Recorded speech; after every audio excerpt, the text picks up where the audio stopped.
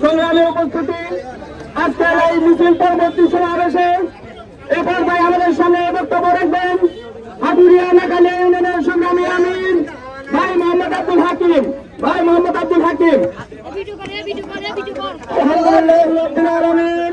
والصلاة والسلام على سيد المرسلين وعلى آله وصحبه أجمعين।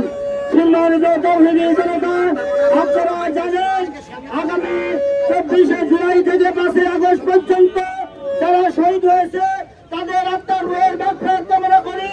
এই স্বাধীন বাংলাদেশ আমার যারা স্বাধীন করেছে তাদের আত্মার মাগফিরাত কামনা করে আপনারা যারা এসেছেন তাদেরকে ধন্যবাদ জানিয়ে এবং হাটুয়াডাঙ্গা ইউনিয়নের পক্ষ থেকে ধন্যবাদ জানিয়ে আমার কথা শেষ করছি। আসসালামু আলাইকুম ওয়া রাহমাতুল্লাহ।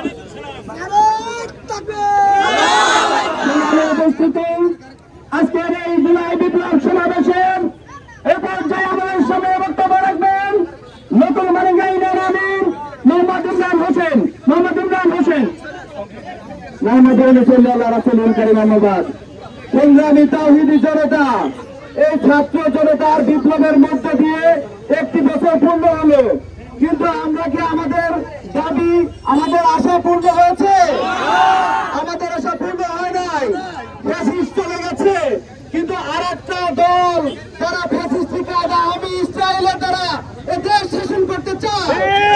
আমরা ডক্টর ইউনূস সাহেবকে বলে দিতে চাই, এই বিপ্লবী জনতার পালস বুঝতে হবে, এই তাওহীদি জনতার ভাষা বুঝে সেইভাবে ব্যবস্থা নেন, নাহলে আপনিও কিন্তু ক্ষমতায় থাকতে পারবেন না। তাওহীদি জনতাকে, বিশেষ করে নতুন মালিঙ্গা ইউনিয়নের জনগণকে সবাইকে স্বাগতম জানিয়ে আমার কথা শেষ করছি। আসসালামু আলাইকুম। ফিরে পায় নাই, শেখ হাসিনা ছিল শোষণ করেছিল।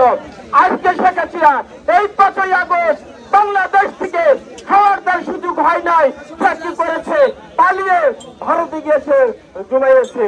এজন্য আমরা বলতে চাই ডক্টর ইউনূসকে, আপনি শেখ হাসিনাকে নিয়ে আসেন, আমরা বাংলাদেশ ওনাকে দেখতে চাই।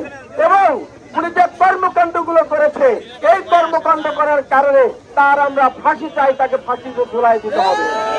সম্মানিত ভাইয়ের আমার, আপনারা বহুদূর থেকে শিল্পী থেকে পর্যন্ত এসেছেন, মিছিল করে আপনাদেরকে ধন্যবাদ জানাই।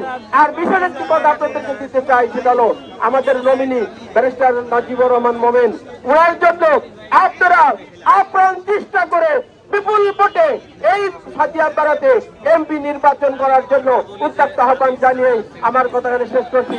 আসসালামু আলাইকুম ওয়া রাহমাতুল্লাহ।